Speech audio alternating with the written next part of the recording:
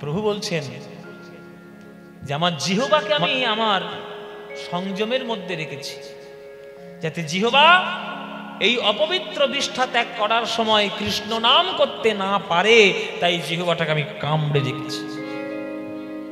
আস্তে ও মায়েরা, এই কথার উত্তর শুনে গোপাল বলে, ও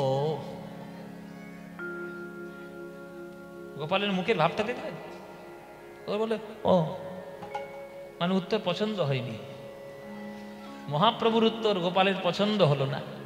প্রভু অন্তর্যামী, প্রভু বুঝতে পেরেছে, এমন করে মুখটা বেঁকালো, ওর আমার উত্তর পছন্দ হয়নি। কিরে গোপাল, উত্তর পছন্দ হয়নি? না প্রভু ছেড়ে দাও, তুমি ভগবান, আমরা ভক্ত, তোমার সঙ্গে তর্ক করা কি আমার সাজে? না, মনের কথা মনে চেপে রাখতে নেই, বল তোর কি প্রশ্ন, কেন তোর পছন্দ হয়নি উত্তর? তখন বলছে গোপাল, শোনো প্রভু, অণু আর পরমাণু, আমরা হলাম অণু, তুমি হলে পরমাণু। আমরা হলাম সাধারণ, তুমি হলে মহাজন। আমরা হলাম ভক্ত, তুমি হলে ভগবান। আমরা হলাম দাস, তুমি হলে প্রভু। আমরা হলাম জীবাত্মা, তুমি হলে পরমাত্মা। তাহলে তুমি যে পথে যাবে, তুমি যেমন করে চলবে, সাধারণ লোক তেমন করে চলবে। কি মায়েরা, কথাগুলো শুনছেন না গন্ডগোল করছেন? শুনছেন তো? দেখবেন এখনকার দিনের ছেলেপুলেগুলো, দেব কেমন করে চুল কেটেছে, তারাও ঠিক তেমন করে চুল কেটে ঘুরছে। শাহরুখ খান কেমন করে জিন্সের প্যান্ট পরেছে, তারাও তেমন প্যান্ট পরে ঘুরছে। নায়িকা সিরিয়ালে কেমন শাড়ি পরেছে, ওই রকম শাড়ি খুঁজে বেড়াচ্ছে মেয়েগুলো। হচ্ছে কি না? তাহলে আমরা যাদেরকে আমাদের শ্রেষ্ঠ বলে মনে করি, আমরা তাদেরকে অনুকরণ করার চেষ্টা করি। তাহলে ভগবান যদি, মহাপ্রভু যদি বিষ্ঠা ত্যাগের সময় জীবটা কামড়ে বিষ্ঠা ত্যাগ করে, তাহলে আমরাও করব। এখন কথা হচ্ছে এখানে যে কবে আমাদের যাওয়া আসা সেটা ভগবান জানে, সাধারণ মানুষ তো জানে না। বল, জানে কি? জানে না। কমল দল জল জীবন টলমল ভজহু হরিপদ নীতিরে। পদ্ম ফুলের জলের পাতায় যেমন জল টলমল করে, কখন পড়ে যাবে কেউ জানে না, তেমনি দেহরূপ পদ্ম পাতায় প্রাণরূপ জল টলমল করছে, কখন পড়ে যায় কেউ জানে না। প্রভু, তোমার অনুকরণ করতে গিয়ে আমরাও যদি বিষ্ঠা ত্যাগকালে জীবটাকে কামড়ে রাখি, তাহলে মরণকালে তো আমাদের হরিনাম বলা হবে না। তাহলে আমরা কি উদ্ধার পাবো? তুমি তো ভগবান, তোমার উদ্ধার না উদ্ধার কিচ্ছু যায় আসে না তোমার, কিন্তু আমরা তো সাধারণ, আমরা কি উদ্ধার পাবো? এই কথাটা শুনে মায়েরা, মহাপ্রভু থরথর করে কাঁপতে শুরু করল। সর্বনাশ, এই গোপাল এত বড় কথা বলল কি করে? সর্বনাশ, এ তো আমি কোনোদিন ভেবে দেখিনি। ওরে গোপাল, তুই বললি কি করে?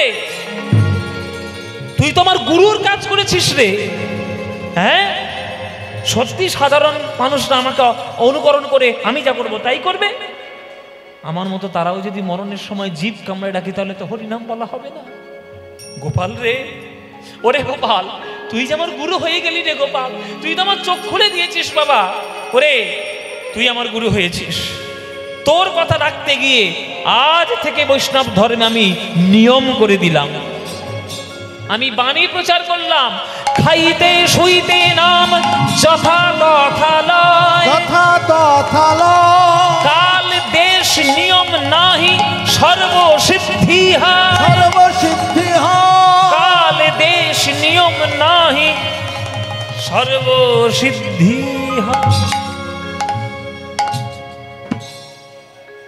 সেই থেকে মহাপ্রভুর নিয়ম বাবা, খেতে শুতে চলতে ফিরতে হাসতে কাঁদতে ঘুমাতে কথা বলতে যখন সময় পাবে তখনই নাম করো। সেই একই কথা রামকৃষ্ণ ঠাকুরও বলে গেছে, হাতে কাম মুখে নাম বলে যাও অবিরাম। হাতে কাজ করো, মুখে নাম করো, নামটা কোনোভাবে বন্ধ দিও না। এই যে গোপাল এত বড় দর্শন মহাপ্রভুকে দেখালেন, দেখুন মহাপ্রভু কত উচ্চ স্তরের শিক্ষায় শিক্ষিত ছিলেন, যে একটা বাচ্চা ছেলে বলেছে তাতে কি হয়েছে, ওই বাচ্চা ছেলেটাও আমার গুরুর স্থান অধিকার করেছে। তাই মহাপ্রভু তাকে নাম দিলেন গোপাল গুরু। এখন মহাপ্রভু যাকে গোপাল গুরু বলেছে, সাধারণ লোক তাকে ছেড়ে কথা কইবে? সবাই যারা পুরীতে আসে তারাও প্রণাম করে যায়, গোপাল গুরু, গোপাল গুরু, গোপাল গুরু, গোপাল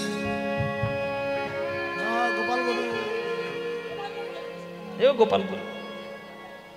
এখন একটা 7 বছরের ছেলে, 8 বছরের ছেলে মহাপ্রভুর গুরু হয়েছে, সবাই সে কথা মেনে নেবে? হুগলি জেলায় একটা লোক ছিল, তার নাম হচ্ছে অভিরাম ঠাকুর। সে অভিরাম ঠাকুর মহাপ্রভুর প্রিয় বন্ধু। আগের জন্মে ছিল শ্রীরাম, এই জন্মে হয়েছে অভিরাম। সে একবারে রেগে একবারে কাঁই হয়ে যায়। 8 বছরের ছেলে মহাপ্রভুর গুরু হবে, এত বড় শ্রদ্ধা! আমি দেখাচ্ছি মজা। সবাই নিজেদের মতো ভক্তি সিদ্ধান্ত শুরু করেছে। আর নিমায়ের গুরু হবে নাকি ওই একটা 8 বছরের ছেলে? আমি মজা দেখাচ্ছি, দাঁড়াও। আমি পুরীতে যাব, ওকে আমি প্রণাম করব। ও যদি প্রকৃত মহাপ্রভুর গুরু হওয়ার মতো যোগ্যতা থাকে, তাহলে আমার প্রণামে ওর কিচ্ছু হবে না। আর যদি ভণ্ডামি করে, তাহলে মুখে রক্ত উঠেও মরবে, মাথা ফেটে মরে যাবে।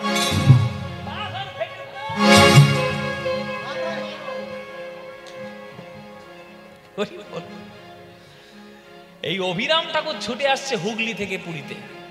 আর যেই পুরীতে লক্ষ্য জানতে পেরেছে অভিরাম ঠাকুর আসছে, ওরে পালা রে, পালা, পালা রে, মরে যাবি, প্রণাম করলে মরে যাবি, পালা।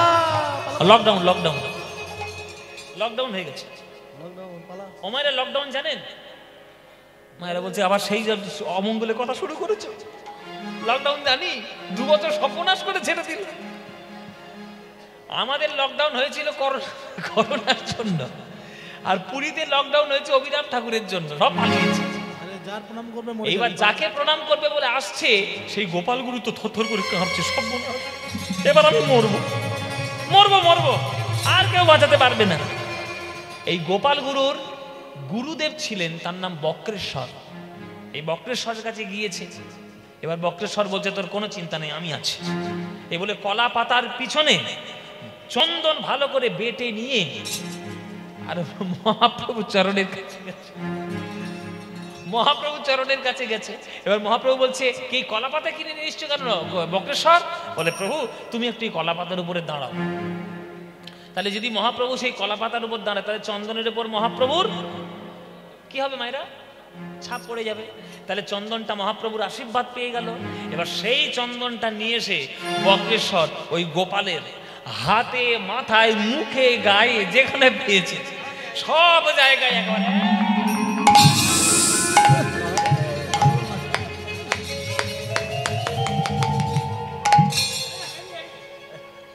পুরো একবার ঝোড়ো কাক করে দিয়েছে। এবার সেই পুরোটা গায়ে মাখিয়েছে। এইবার বুদ্ধিটা হচ্ছে এইটা যে অভিরাম যখনই একবার করে প্রণাম করবে, যেহেতু গায়ে মহাপ্রভুর পায়ের চন্দন মাখানো, একটাও প্রণাম ওর গায়ে যাবে না। সব কার গায়ে যাবে? মহাপ্রভু। চন্দন মাখিয়েছে একদম, একবার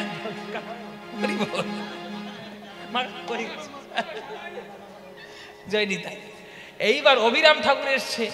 অভিরাম ঠাকুর এসে আর এই পুরীতে খোঁজ নিতে শুরু করেছে। এই গোপাল গুরু কে রে? এই তো গোপালের বাবা, এটা গোপালের বাবা। এই গোপাল। গোপাল কোনটা বল? এই তুই গোপাল, তুই গোপাল, তুই মহাপ্রভুর গুরু হবি? তোর এত বড় স্পর্ধা, তুই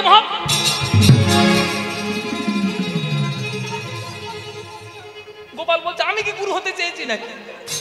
আপনার নিমাই যদি আমাকে গুরু করাবি কি করবো? তুই কত বড় গুরু হয়েছিস, তোকে আমি প্রণাম করব, দেখি তুই আমার প্রণাম সহ্য করতে পারিস।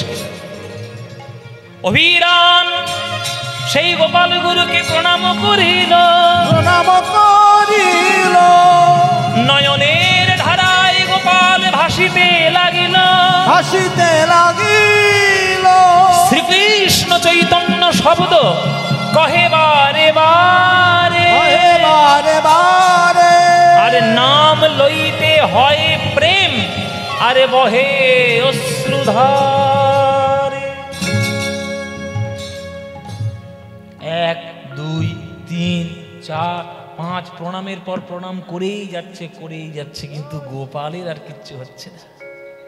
কি করে হবে মায়েরা? গায়ে তো মহাপ্রভুর আশীর্বাদ মাখানো। এতবার প্রণাম করার পরেও যখন দেখলো যে কিচ্ছু হচ্ছে না, তখন অবিরাম মনে মনে ভাবলো যে না, এ সত্যিই গুরু হওয়ার যোগ্য, নইলে আমার প্রণাম রুখতে পারে? অবিরাম ঠাকুর ছিল মায়েরা নারকোলের মতো, বুঝলে?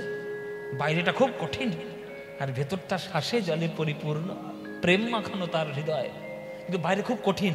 অনেকে দেখবে খুব কড়া কড়া কথা বলে, কিন্তু তাদের মধ্যে অনেকেই আছে যারা কড়া কথা বলে, ভেতরটা তাদের খুব নরম হয়। ওই জন্য যারা খুব রাগী না, তাদেরকে যদি একটু বুঝিয়ে বাজিয়ে মাথায় হাত বুলাতে পারেন, দেখবেন মনের কথা গল গল করে বলে দেবে, নারকলের মতো। হ্যাঁ, এ খুব রাগ করলো, এবার যখন দেখছে মরল না, তখন তাকে কাঁধে তুলে নিল অভিরাম ঠাকুর।